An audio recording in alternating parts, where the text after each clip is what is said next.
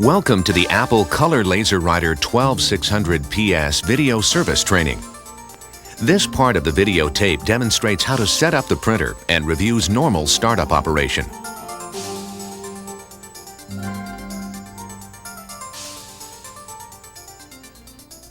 Begin setup by choosing a flat, stable area with adequate space around the printer.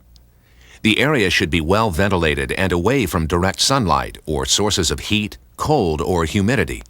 Temperature and humidity affect print quality. Temperature should be between 50 and 86 degrees, and humidity should be between 10 and 80% RH non-condensing.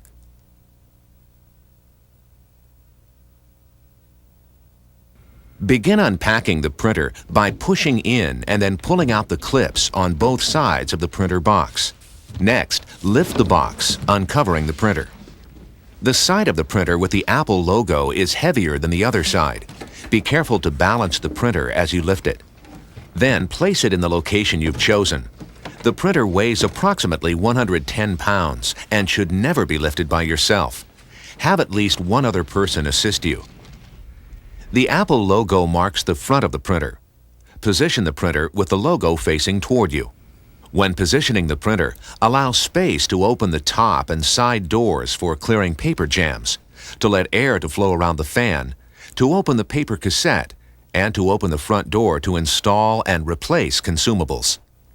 It's also important that the printer be placed far enough away from the rear wall so that the rear panels can be removed during servicing without having to move the printer. Do not plug in the printer or turn it on until you've completed setup, including all the network connections. Now, remove the 5 pieces of packing tape from the outside of the printer.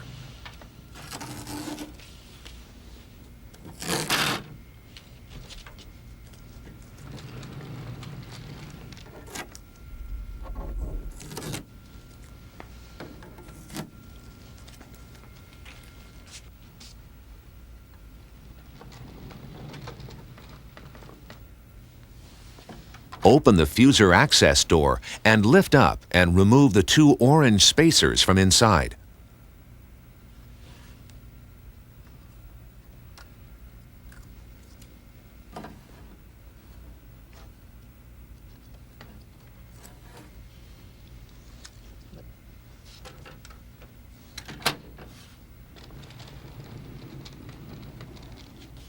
Slide out and open the paper cassette and remove the cardboard packing material.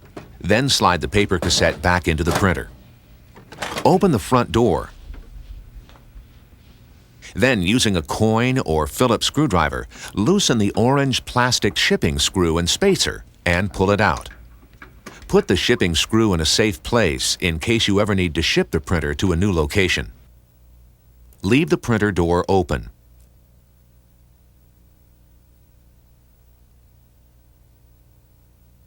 A quick reference document is included in the printer setup kit and, when installed, is hung here on the inside of the front door. The quick reference document helps users solve problems with the printer, such as clearing a paper jam or loading paper into the paper cassette.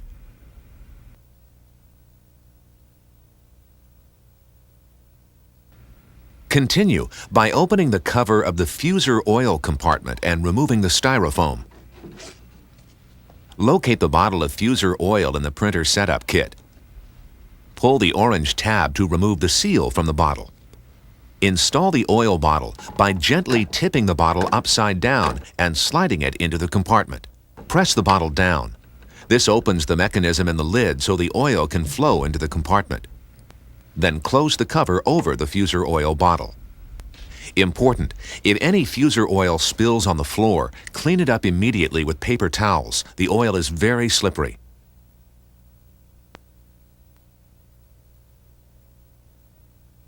Now, locate the photoconductor cartridge in the setup kit. Important: the photoconductor is sensitive to light. Do not open the package until you're ready to install the photoconductor cartridge. Inside the foil bag, the photoconductor cartridge sits in an orange protective tray designed to make installation easy and to protect the photoconductor from being touched or exposed to light. Do not take the photoconductor cartridge out of the tray.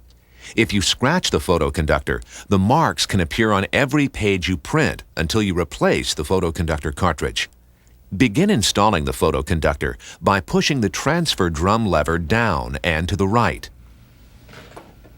Lift this lever to move the disposal box cover out of the way. Now, holding the orange tray, line up the top of the cartridge with the tracks at the top of the opening in the printer. Line up the arrow on the cartridge with the arrow above the compartment opening. Then slide the cartridge into the receptacle. When the cartridge is most of the way in, remove the orange tray. Save the orange tray in case you ever need to remove the photoconductor cartridge for troubleshooting. Push the cartridge all the way in until the latch snaps into the lock position.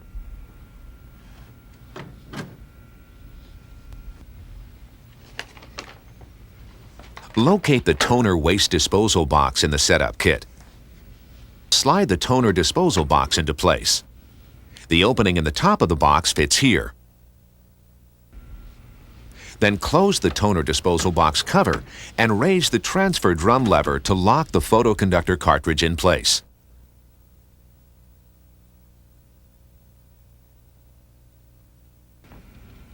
Begin installing the toner cartridges by pressing in and turning this knob clockwise to rotate the toner cartridge carousel. If the knob won't turn, you haven't pressed the knob far enough in to release the carousel. As soon as the carousel starts to turn, you can stop pressing the knob. Turn gently until the carousel locks into a new position. Notice that the color of the tabs has changed. Take the toner cartridge that matches the color of the tabs out of its packaging. Distribute the toner powder by gently rocking the toner cartridge back and forth in this manner. Remove the shipping tape from the toner cartridge. Then remove the sealing tape by grasping the orange plastic tab and pulling it away from and completely out of the cartridge. Now insert the toner cartridge into the carousel. Align the arrow on the carousel with the arrow on the toner cartridge and slide the toner cartridge into the printer. Then insert the toner cartridge all the way. Push firmly to lock it in place. If the cartridge isn't installed correctly, you won't be able to rotate the carousel and install another cartridge. Repeat this process until you've installed all 4 toner cartridges. Then close the front door.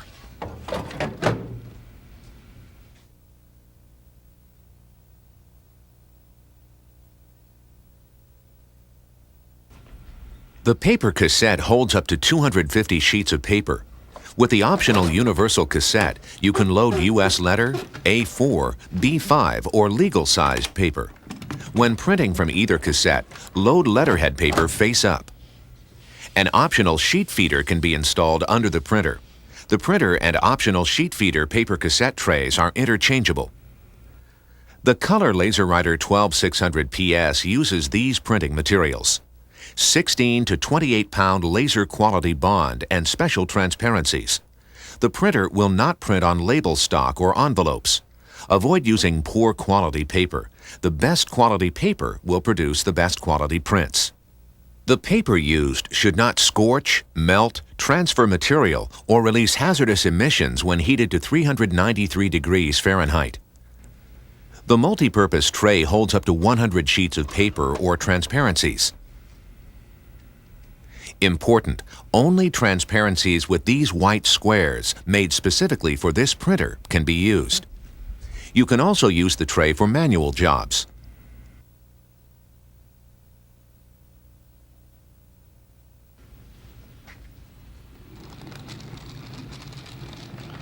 You can connect the printer to many computers and networks using the printer's high-speed parallel, Ethernet, and local talk ports. The SCSI port is used with external hard drives. The printer prints only one user's job at a time, but it manages incoming print jobs from all ports so that no printing conflicts or problems occur. Consult the manuals that came with the printer or other documentation for procedures for connecting the printer to the host computer or network. Connect the power cord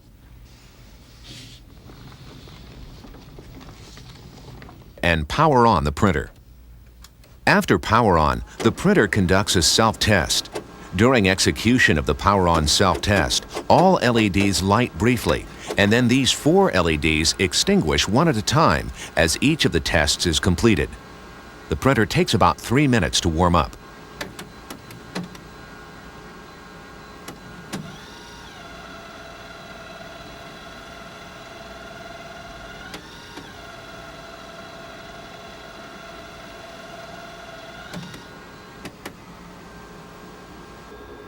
Next, the printer checks and adjusts color density.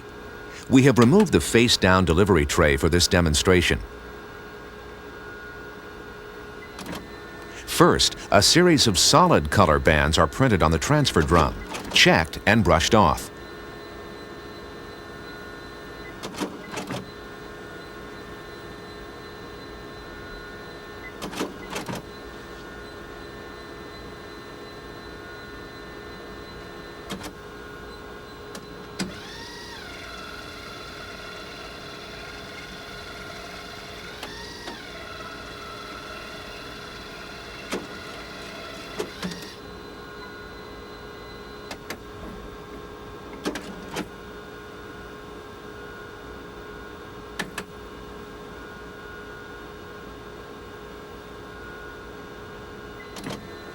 Then a series of graduated color bands are printed on the transfer drum, checked and brushed off.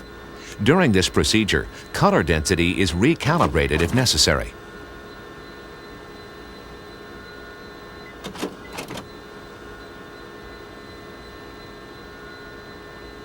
The density check is performed each time the printer is powered on and when either the front door or fuser assembly cover is opened.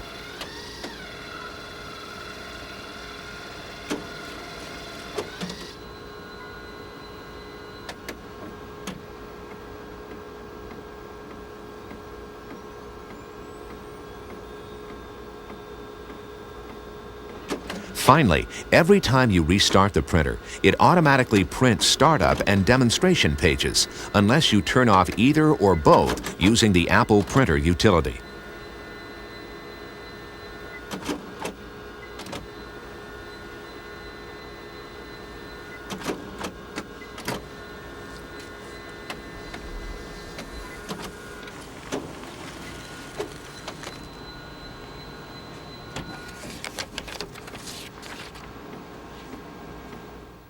The startup page shows how the printer is set up, including the network connection types, fonts installed, and the options attached to the printer.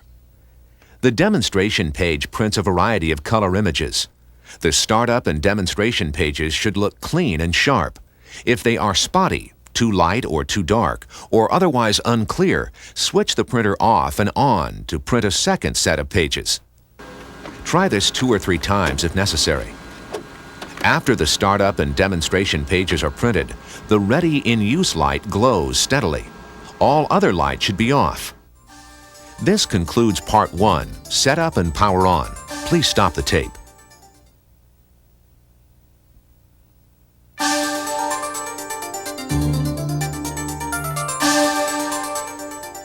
Part 2 demonstrates how to remove modules and major parts and identifies the location of printer upgrades. Some screws and parts may already be removed for demonstration purposes. Be sure to carefully review the procedures on Service Source when taking apart and reassembling this printer. Part 2 begins by removal of these components. When they are removed, the printer is disassembled to a point where it can be operated while observing how modules and parts function.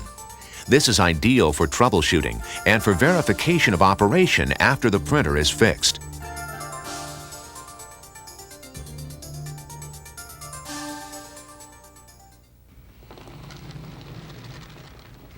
Begin by opening the fuser access door and removing the 2 brass-colored screws that secure the top cover to the printer chassis.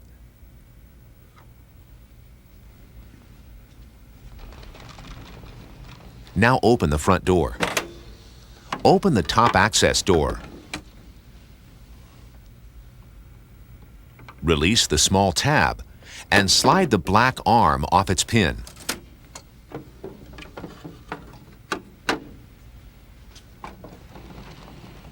Reach across the top cover and hold your left thumb on the upper front door hinge plate and your right thumb on the I/O controller bracket screw. Then pull firmly against the edge of the top cover to release its tab connectors and lift the cover from the printer. This is the end of the procedure.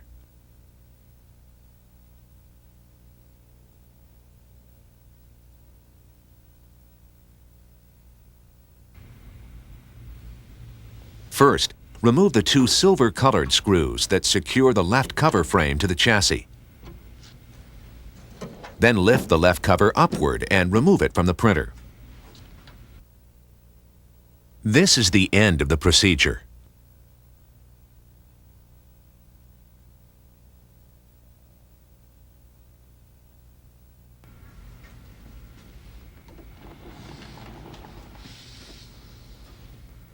Begin by releasing the two tabs at the upper corners of the rear cover.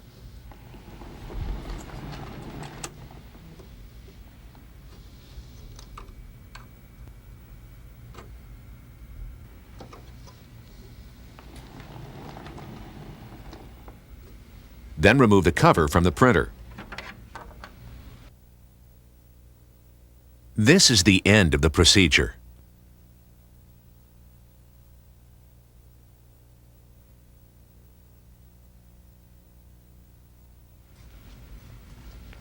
First, remove the 9 silver-colored screws that secure the rear shield plate to the chassis.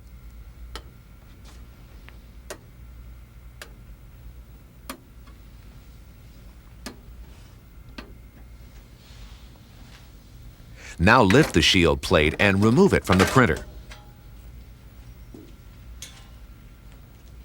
This is the end of the procedure.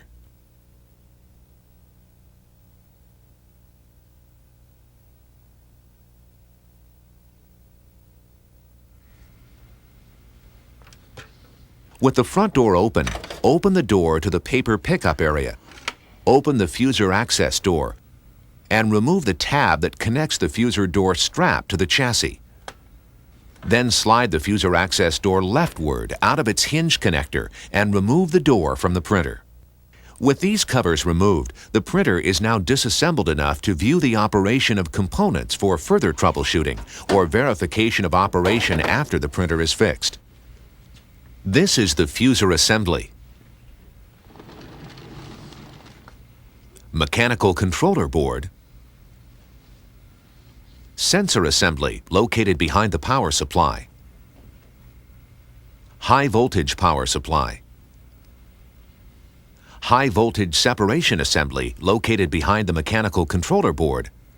And printer drive assembly located behind and below the mechanical controller board.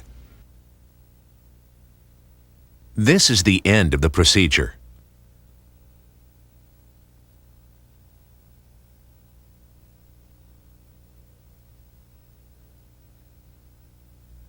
To check printer operation, insert the cleaning brush, located on the top cover, in front of the fuser access cover interrupt switch to defeat this switch.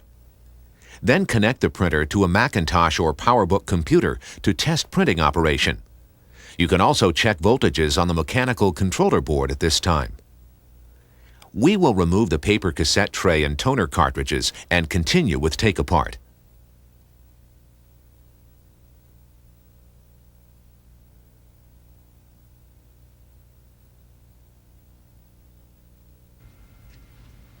First, open the front door and remove the brass-colored screw that holds the support strap to the door.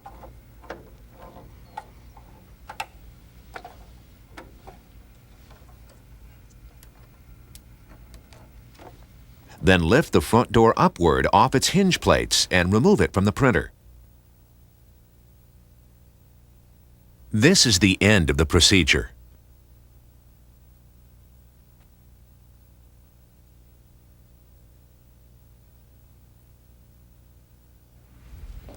First, lower the transfer drum lever and raise the toner waste box cover. Tap the plastic flange, located above the top of the box, several times to release any waste toner that has not fallen into the box. Pull the toner waste box from the printer. Then remove the black plastic cap from the side of the waste box and use it to seal the box. This is the end of the procedure.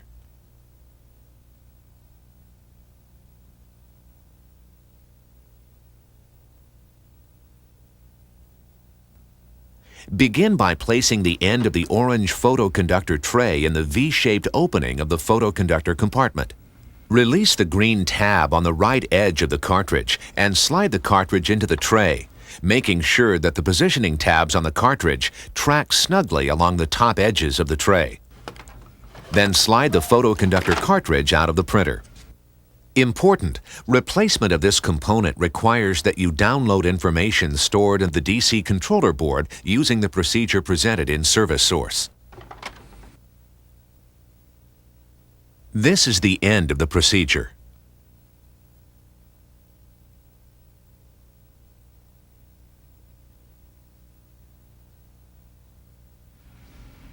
First, open the clamp that covers the fuser oil compartment. Then lift the fuser oil bottle from the printer. Caution: there is a mechanism in the lid that automatically cuts off the flow of oil when the bottle is removed from the printer. However, some oil might still drip. Be sure to keep the bottle upright and protected by a paper towel as you continue servicing the printer. This is the end of the procedure.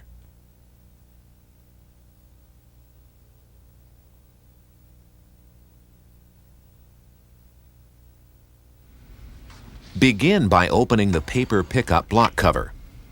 Loosen the two large locking screws at the base of the fuser assembly. These screws do not come off. Now grasp the two knobs and slide the fuser assembly outward. When replacing the fuser assembly, be sure to draw out all of the excess oil from the reservoir and bottom of the assembly using the Apple-provided syringe. Holding the two green handles, lift the fuser assembly from the printer. Then push the two tracks back into the printer. This is the end of the procedure.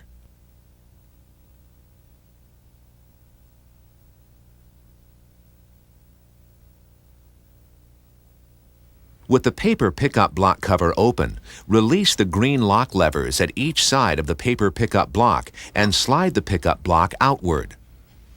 Next, remove the two silver-colored screws and the two metal stoppers.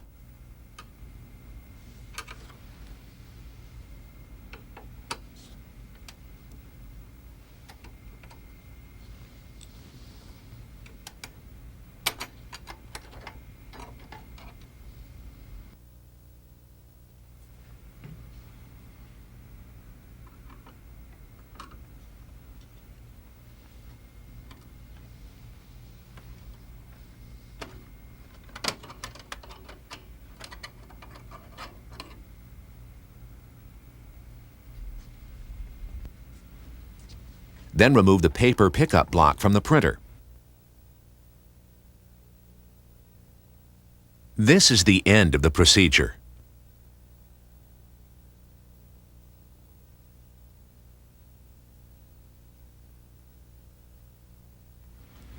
First, remove the brass-colored screw that secures the panel to the printer, and remove inner panel 1 from the printer. This is the end of the procedure.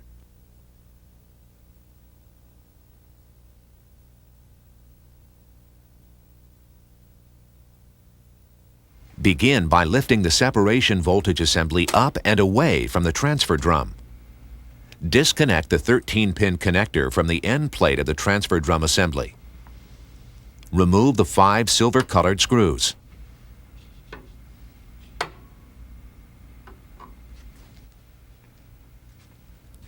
Lint-free cloth gloves must be used to complete the rest of this procedure. Caution: do not touch the surface of the transfer drum with your hands.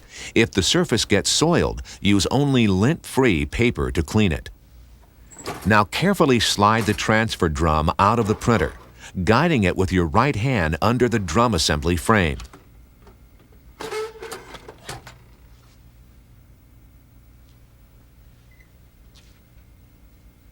This is the end of the procedure.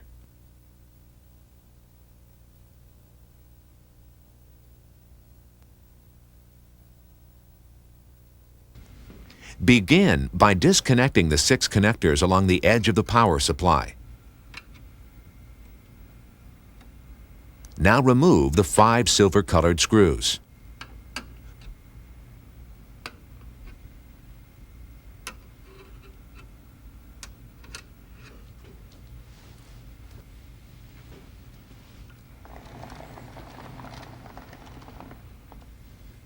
Release the tab that secures the black cable guide to the pickup block side of the chassis wall.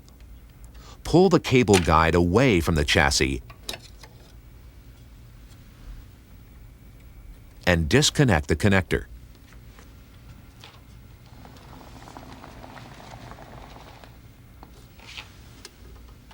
Then remove the power supply from the printer.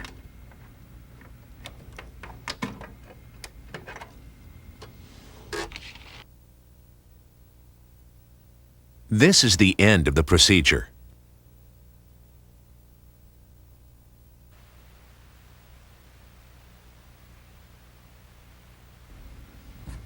Begin by disconnecting the 4 connectors.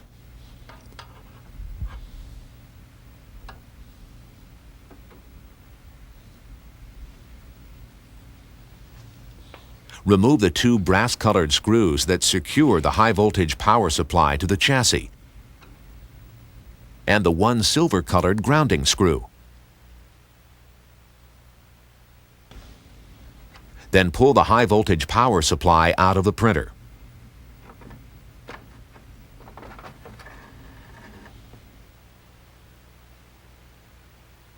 This is the end of the procedure.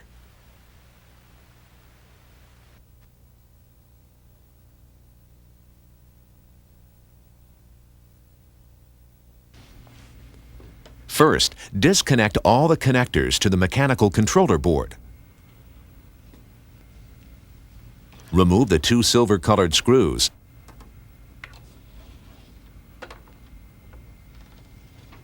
and the 1 brass-colored screw that secure the mount to the chassis. Then lift up the board slightly and tilt it forward to release the catches securing the mount to the frame, and remove the mechanical controller board and mount from the printer. This is the end of the procedure.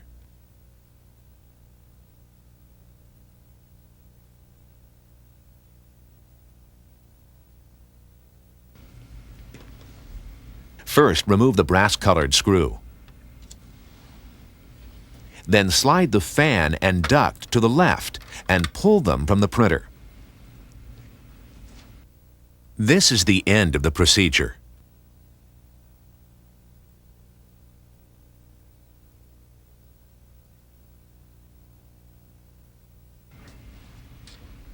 Begin by removing the 3 brass-colored terminal contact screws.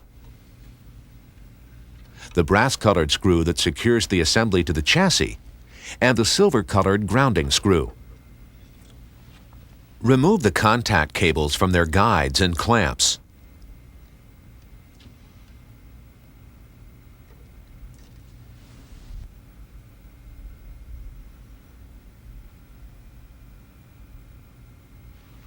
Next, remove the 6 rearmost screws that secure the I/O board housing to the chassis.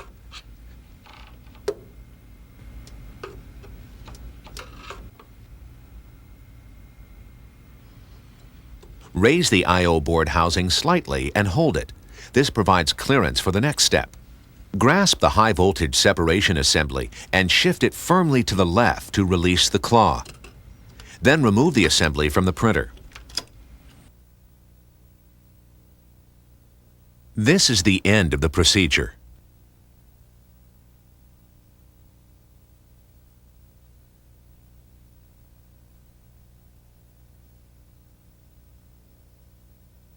First, remove the silver-colored screw that secures the delivery drive assembly to the printer. Then tilt the assembly backward to release the notch on the bottom and remove the assembly from the printer. This is the end of the procedure.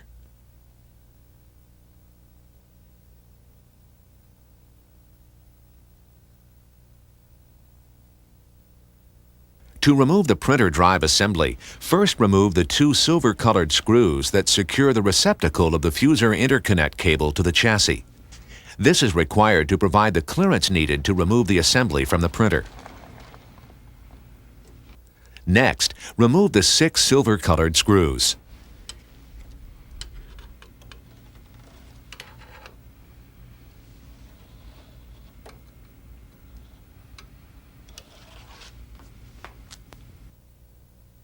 Then carefully pull the printer drive assembly straight out from the printer.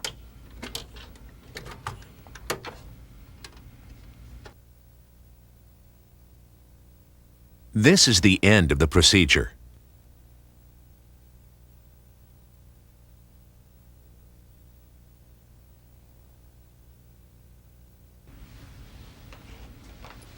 Begin by carefully releasing the 2 tabs securing the status panel bottom cover and slide off the status panel bottom cover.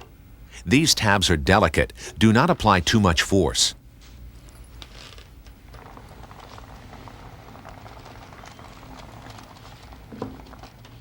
Next, loosen the 2 captive screws that secure the I/O controller board to the printer.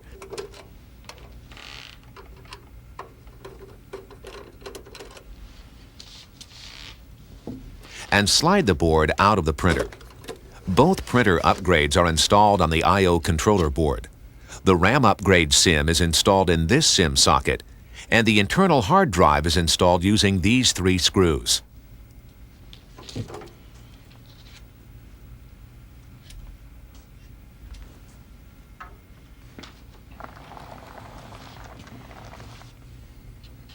Remove the remaining silver-colored screws that secure the I/O interconnect shield to the chassis. Some of the screws were removed earlier.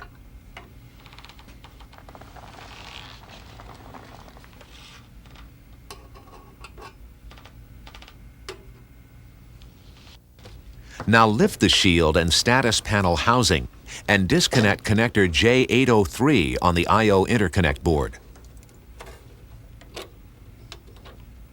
Then remove the shield and housing from the printer. Now remove the remaining screws securing the I/O controller board housing to the printer frame.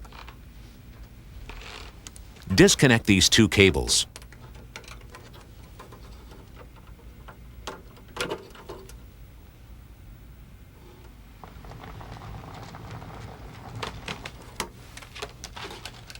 Then remove the I/O controller board housing from the printer while carefully removing the fan and interconnect cables.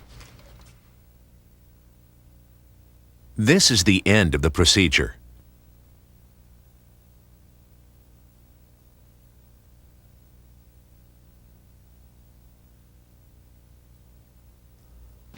Begin by disconnecting the 3 connectors from the cable guide.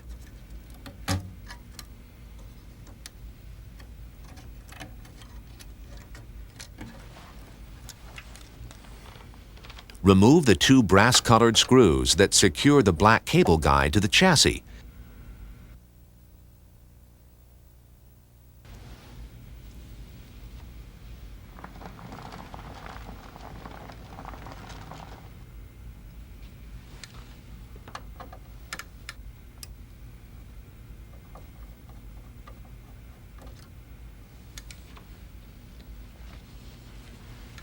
And remove the cable guide from the printer.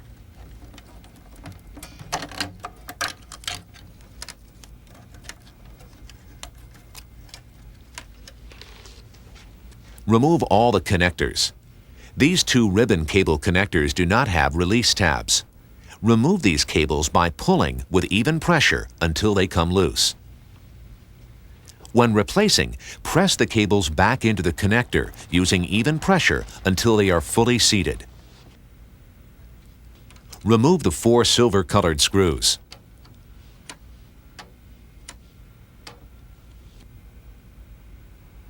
Then remove the DC controller board from the printer.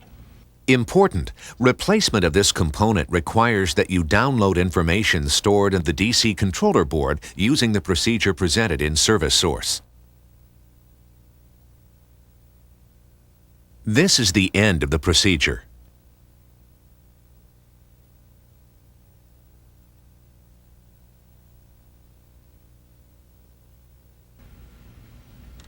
First, remove the 2 silver-colored screws that secure the grounding wires to the top of the laser scanner assembly. Remove the 4 brass-colored screws that secure the laser scanner assembly to the chassis.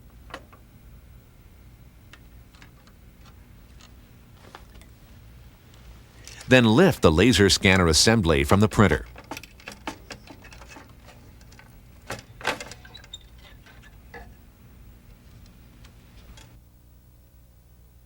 This is the end of the procedure.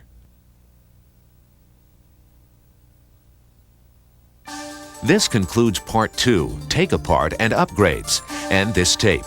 Refer to Service Source for reassembly procedures. Please stop and rewind the tape.